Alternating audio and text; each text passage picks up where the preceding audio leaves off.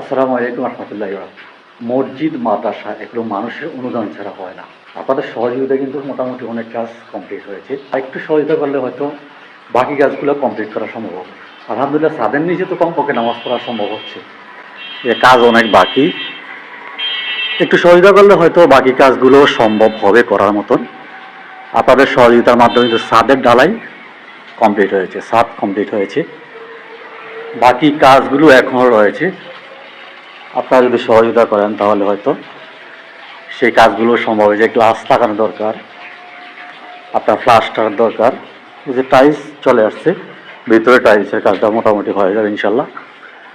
এদিকে ফ্যান যে দেওয়া হয়েছে, আমাদের কাউসার মুন্সি ফ্যানের দায়িত্ব নিয়েছিল। 5টা ফ্যান প্রথম সারিতে, 3টা লাগানো হয়েছে, বাকিগুলো লাগানো হবে ইনশাল্লাহ। একটা কথা মনে রাখবেন, ধান কখনো বিফলে যায় না। যে কোনো দানে হোক না কেন, দান কখনো বিফলে যায় না। চেষ্টা করবেন মুক্ত হস্তে দান করার জন্য। এটা হচ্ছে হোসেনপুর পশ্চিম পাড়া, নয়াপাড়া বলে আর কি, পৌরসভার পাশাপাশি, অর্থাৎ পৌরসভার কিছু অংশ মসজিদে প্রবেশ করেছে জায়গাটা। এই জায়গাটা দান করেছে আমাদের নুরু ভাই গাজীবাড়ি।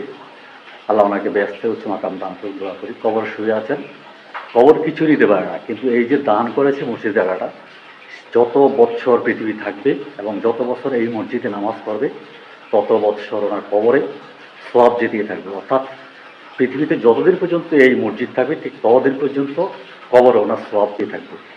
চেষ্টা করবেন মুক্ত হস্তে দান করার জন্য। চেষ্টা করবেন একটু সকলে দান করলে বাকি কাজগুলো সম্পন্ন করা সম্ভব।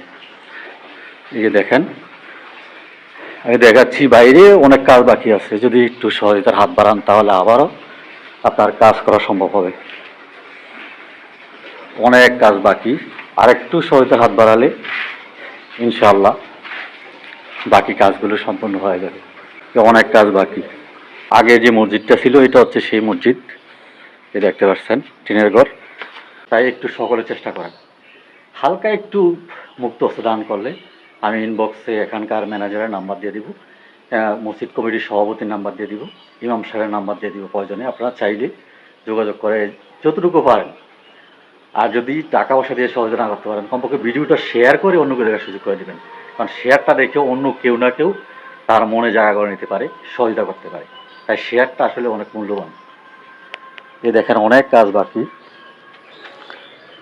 একটু চেষ্টা করলে মোটামুটি কাজ কমপ্লিট হয়ে যাবে। এইটা হচ্ছে নুরু ভাইয়ের কবর, যিনি মসজিদের জায়গা দান করেছিলেন। এই যে কবরটা ওনার, ওনার পাশে হচ্ছে ওনার স্ত্রী। আর একটু সহযোগিতা চাই সকলের। যাই হোক, সকলে ভালো থাকবেন। আসসালামু আলাইকুম রহমতুল্লাহ।